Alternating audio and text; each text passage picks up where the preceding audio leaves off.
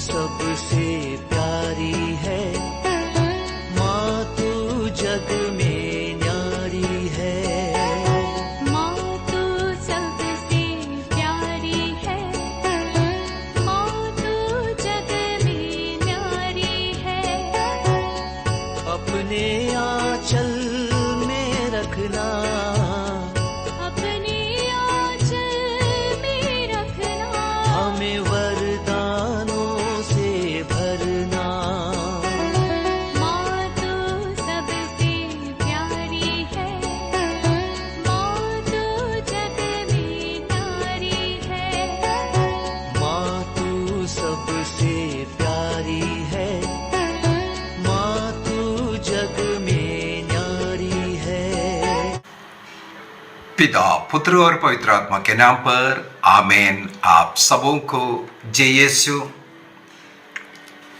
इस महीने के 15 तारीख को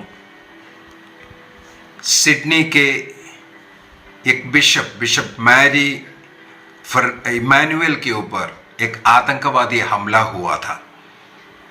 सिडनी पुलिस ने इसको आतंकवादी हमला ही ठहराया, क्योंकि जिस 16 साल के युवक, एक मुस्लिम युवक, इनके ऊपर आक्रमण किया, चाकू से 6 बार इनके सिर पर, शरीर पर वार किया, मार डालने का प्रयत्न किया और अल्लाह का नाम लेते हुए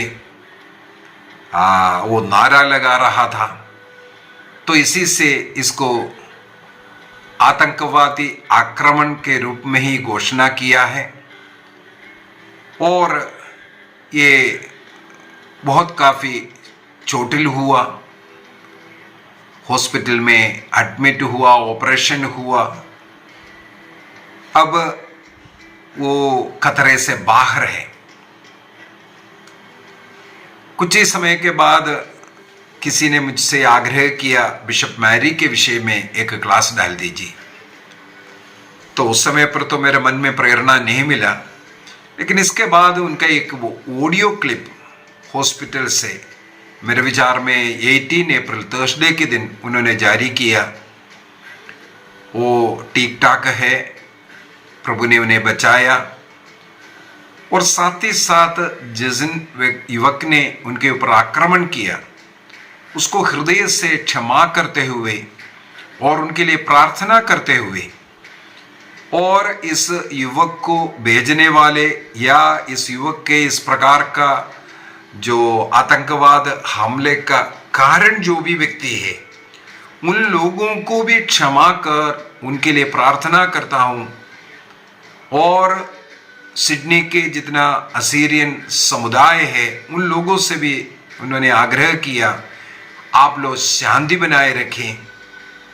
जिस प्रकार यह हमला हुआ उसका बदला लेने का समय नहीं, बल्कि उन्हें क्षमा करते हुए उन्हें प्यार देने का ये समय है।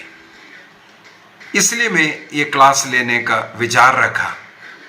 एक क्रिस्तीय व्यक्ति का, एक बिशप का या एक क्रिस्तीय व्यक्ति का सोच अपने ऊपर आत्ममारी आक्रमण करने के बावजूद भी उन्हें क्षमा करना, उनके लिए प्रार्थना करना, क्रिस्त के प्रेम को ऊपर उठाकर के दिखाने वाला, क्षमा देने वाला प्रेम यहां पर हम लोग देखते हैं।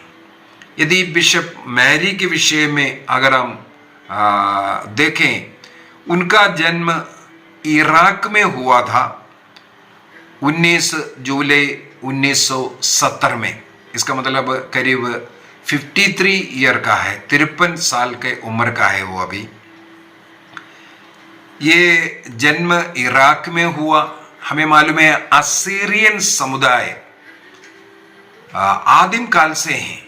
इराक, ये भी मुझे पढ़ने के लिए मिला है, संत थॉमस, संत पीटर, संत मार्क, अनेकों इस प्रकार के प्रभु के अपोस्टल्स प्लस अन्य प्रेरित लोग, आदिम सभा के जो प्रेरित लोग वहाँ पर इस इराक क्षेत्र में गए थे, सुसमाचार का प्रचार किया और बहुत मात्रा में बहुत लोग प्रभु ईसा मसीह में विश्वास करने वाले एक समुदाय वहां पर था।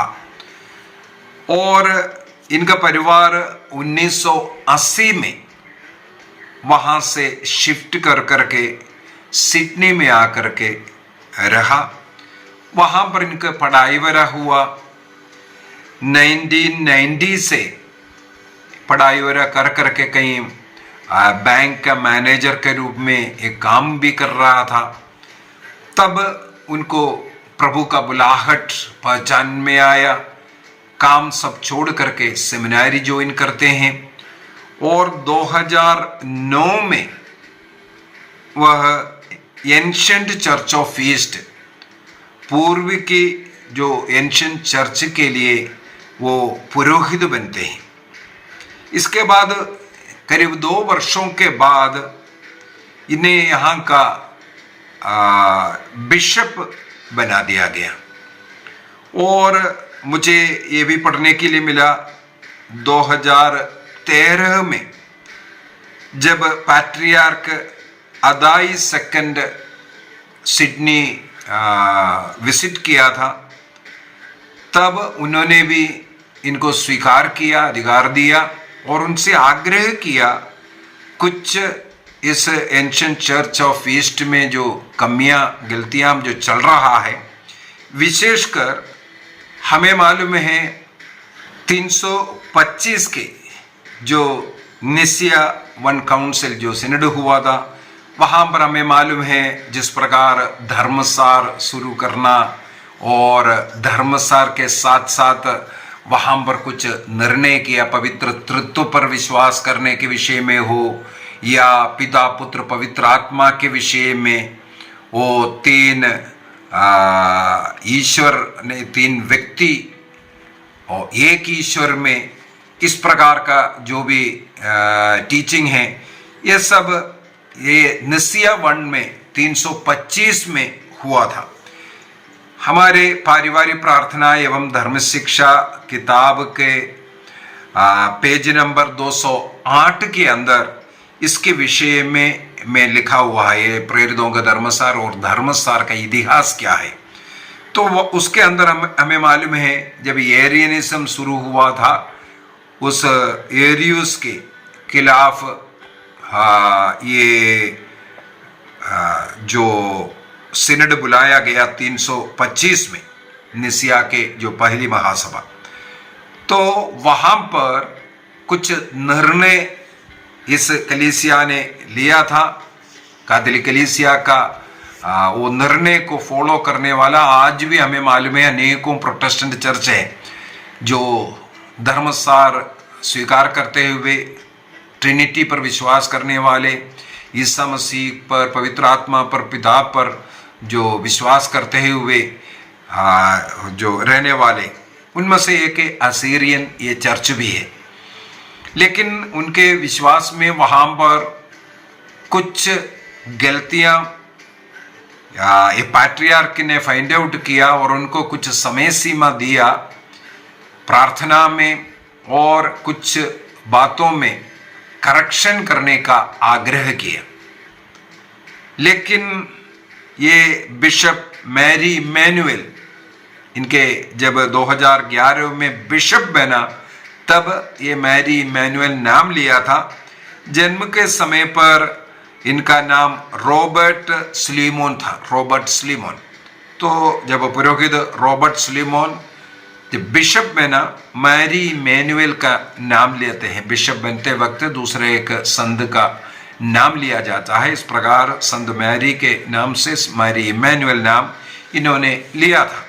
तो पैट्रियार्क अदाई सेकंड ने इनसे आग्रह किया था, तो इनके लिटरेजी में और कई कई जगहों पर जो थोड़ा सा गलतियां दिख रहा है, जो निसिया सेकंड के अनुसार निसिया फर्स्ट के अनुसार नहीं है, तो उसमें करेक्शन लाने के लिए तो उनको जो समय सीमा दिया उसके अंदर इन्होंने कुछ नहीं किया।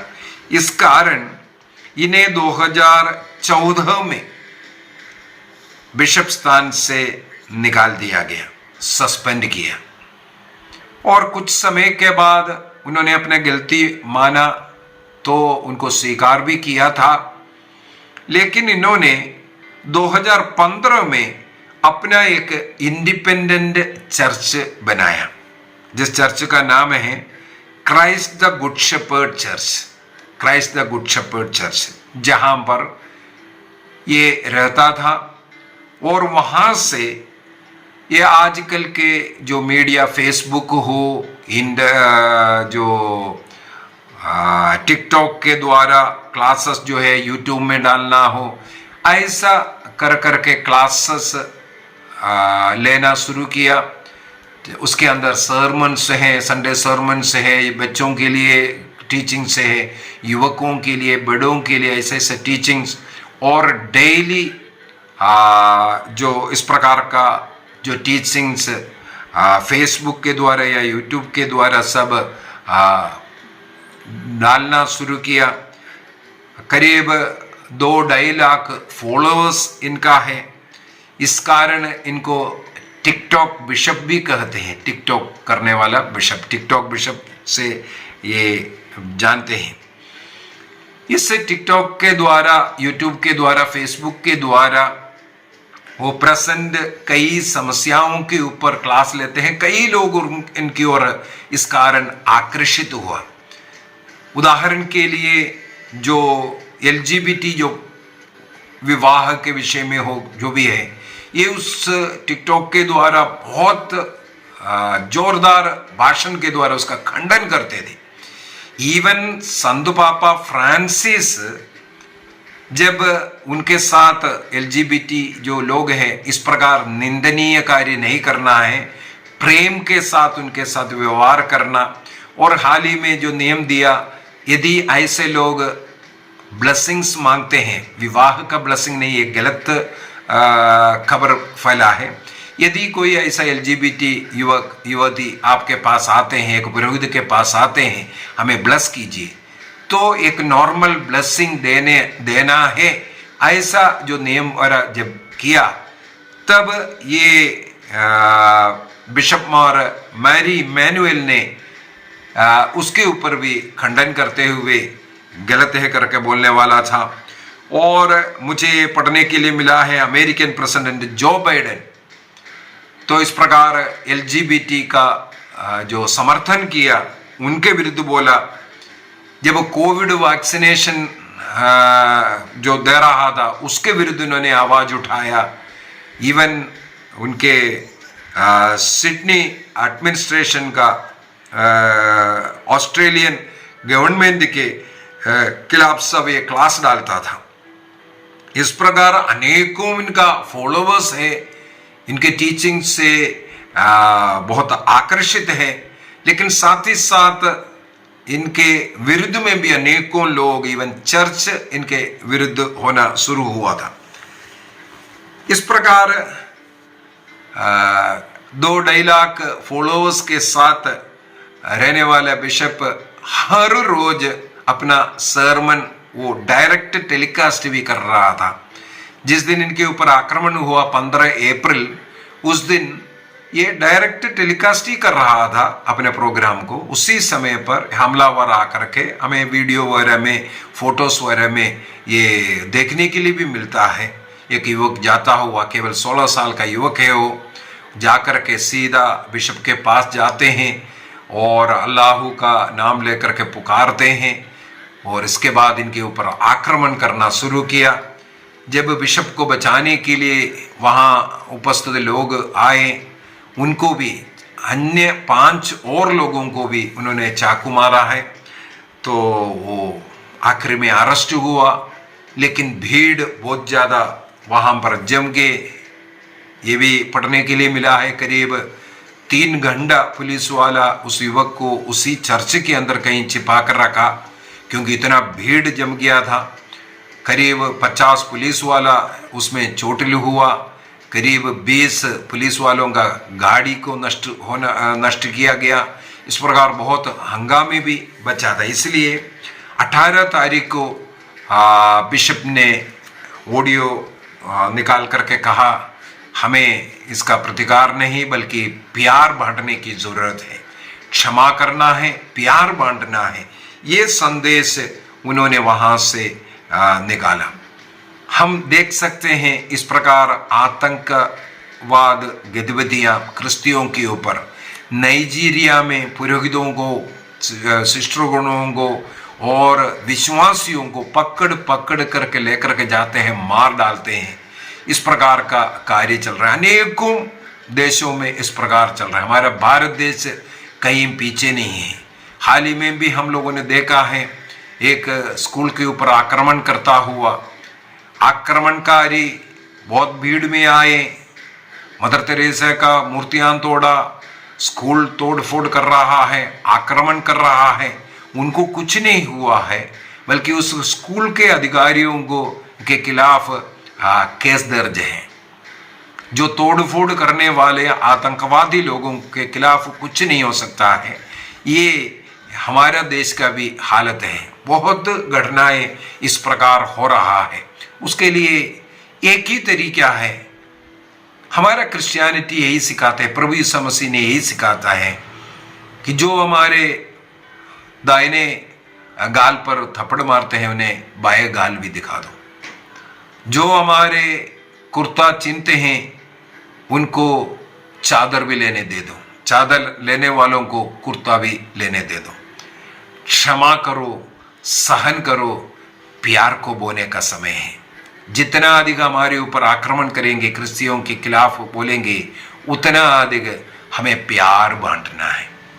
प्यार एक सही उत्तर है, सही उत्तर प्यार है। इसका ये मतलब नहीं है हम सहते रहो, ये भी नहीं है उसका मतलब।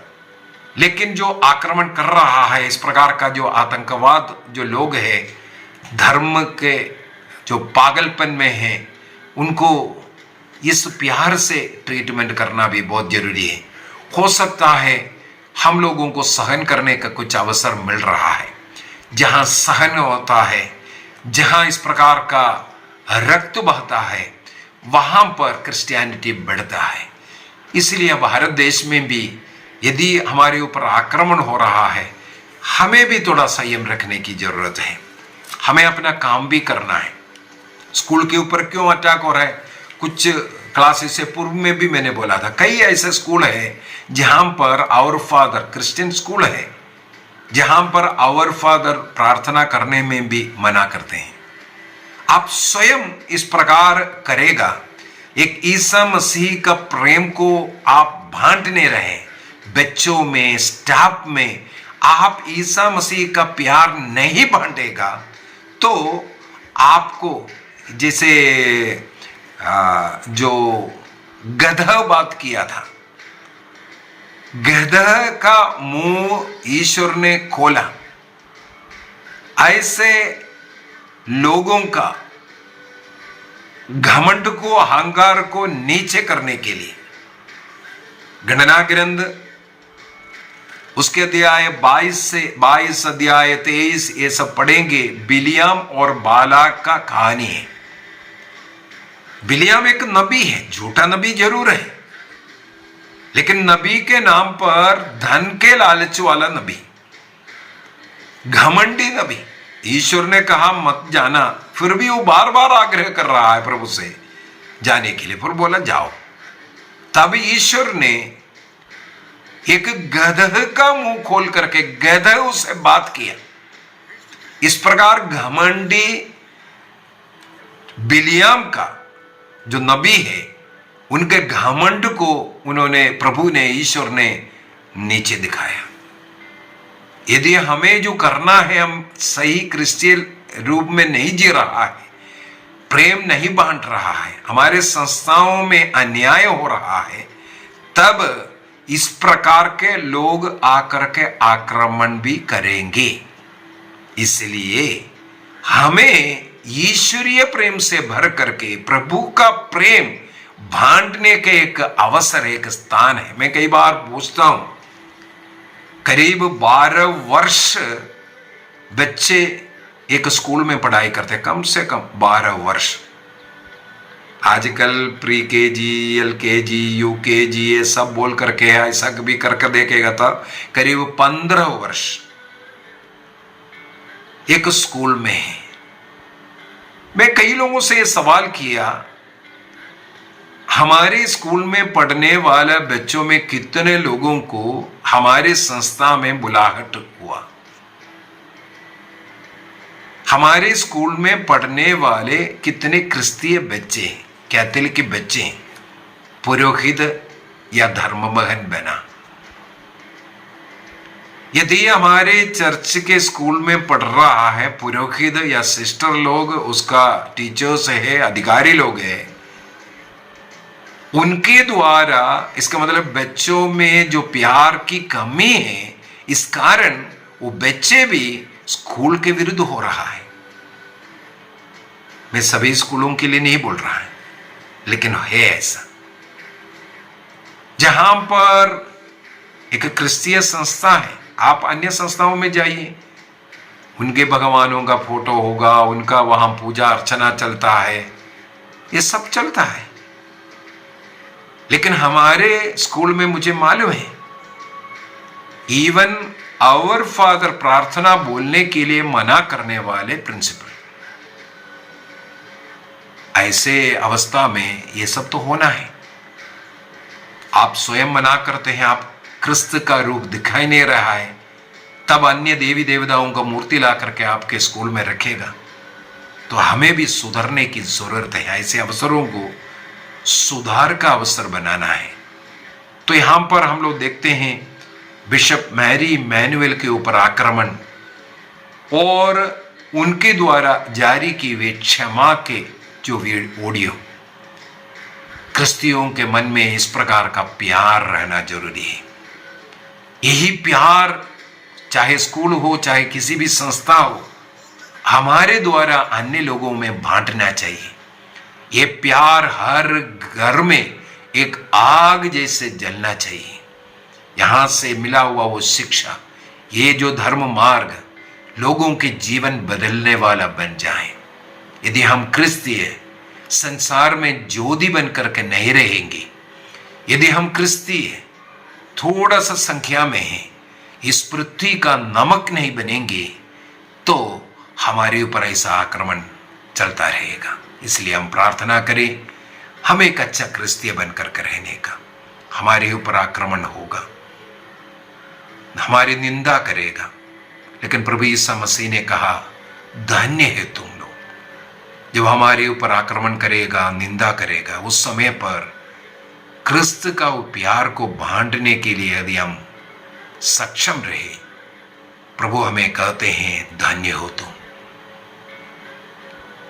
फिलिपियों को लिखते हुए संत पौलुस कहते हैं, फिलिपियों का पत्र दिया 1:29 में, केवल प्रभु यीशु मसीह में विश्वास करने का कृपा ही नहीं, बल्कि उनके नाम पर कुछ सहन करने का कृपा भी हमें दिया है। इसलिए प्रेरित लोगों को जब जेल में डाला गया, अत्याचार किया गया, वे आनंद विभोर हुआ, क्योंकि प्रभु यीशु मसीह के नाम पर कुछ सहन करने का कृपा मिला। आइए निर्णय करें, हम एक सच्चा क्रिस्तीय बनकर के संसार को प्रेम का ज्योति देंगे, भ्रातृ प्रेम का, भाईचारे का उदाहरण बनकर के रहेंगे। ना जात पात दे करके, ना धर्म को दे करके, ना भाषा को दे करके, लेकिन एक मनुष्य ईश्वर का संतान है, इस नाम पर हम सबों को प्यार देंगे। प्यार हमारा चिन्ह बनता रहे, पृथ्वी का नमक बनकर सब लोगों में प्यार को पहुंचाने का प्रयत्न करेंगे। सुसमाचार का प्रचार करने से हम डरेंगे नहीं। हम अपने जीवन के उदाहरण के द्वारा हमारे जीवन अन्य लोगों के लिए एक सुसमाचार बने, इसके लिए हम प्रयत्न करेंगे। निर्णय कीजिए। प्रभु हम सबों को आशीष प्रदान करें, पिता, पुत्र और पवित्र आत्मा के नाम पर, आमीन। आप सबों को जय यीशु।